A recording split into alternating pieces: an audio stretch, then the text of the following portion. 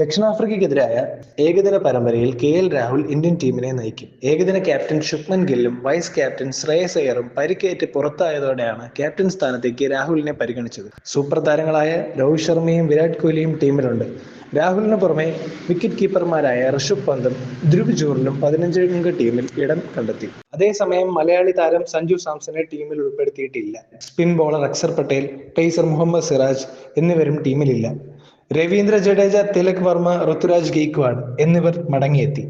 November 30-നാണ് 3 മത്സരങ്ങളടങ്ങിയ പരമ്പരയിലെ ആദ്യ പോരാട്ടം. ഇതിന പരമ്പരയ്ക്കുള്ള Indian team: Rohit Sharma, Yashasvi Jaiswal, Virat Kohli, Tilak Varma, Rahul, Rishabh Pant, Washington Sundar, Ravindra Jadeja, Kuldeep Yadav, Nitish Kumar Reddy, Harshit Rana, Ruturaj Gaikwad, Prasidh Krishna, Arshdeep Singh, Dhruv Jurel.